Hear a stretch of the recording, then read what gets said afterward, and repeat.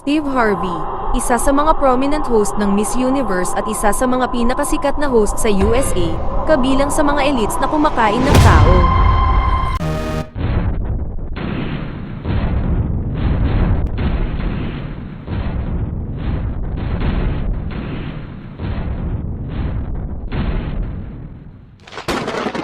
Isa na sa mga sikat na host si Steve Harvey bago siya nag-host sa Miss Universe noong 2015, kung kailan naganap ang isang pagkakamali na umukit sa kasaysayan ng Miss Universe na kahit dekada na ang lumipas ay hindi pa rin malilimutan ng mga tao. Sa Grand Finals kung saan ang natitira na lamang ay ang Miss USA na si Olivia Jordan, Miss Colombia na si Ariadna Gutierrez at Miss Philippines na si Pia Wurtzbach, matapos tawagin ang second runner-up na si Olivia Jordan, dito na nagkaroon ng mishap si Steve Harvey. Sa halip kasi nabasahin ng Colombia as first runner-up and Philippines as the winner, tinawag niya si Miss Colombia as the winner, but just after the crowning moment, taking the first walk, and wave her flag to fans, the judge came to tell Steve Harvey that he made a huge mistake of announcing the winner, then followed by his public apology right in front of thousands of live audience, and millions of viewers around the world. He admitted his mistake and bear all the consequences alone. He showed everyone that courage and humility in accepting mistakes and correcting it is a better choice. He became an icon of humility around the world. I have to apologize.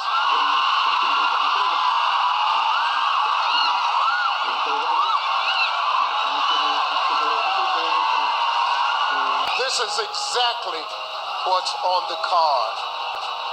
I will take responsibility for this. It was my mistake. It was on the card.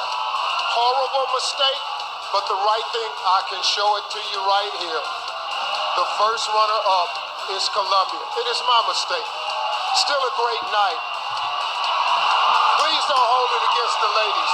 Correcting it is a better choice. He became an icon of humility around the world. The stage of Miss Universe feels dull when he's not the host. Pero maniniwala ka ba na ang nakikita mong Steve Harvey na ito ay isa pala sa mga nakasama ni Jeffrey Epstein noon, at right in his show, in front his audience, he's talking about it loudly and proudly. Narito ang clip mula sa mismong show ni Steve Harvey talking about pizza. At ayon sa inilabas na email from Epstein files ng FBI, pizza is referred to as baby or kids. Now let's all watch Steve Harvey in his show. The baby oil is, it just go with everything. You can get baby oil on pizza. I done got it on pizza before. You taste it, you can't even hardly taste it. I done had baby oil all around my mouth before. I don't even know what's on there. It's just a baby oil type night. It's just baby oil. Praise the Lord, baby oil.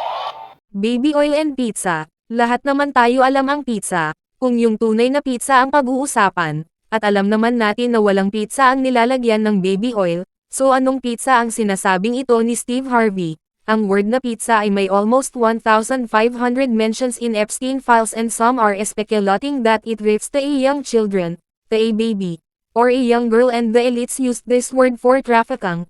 Now, Steve Harvey is speaking the same words, in the same manner that people in Hollywood laughed at.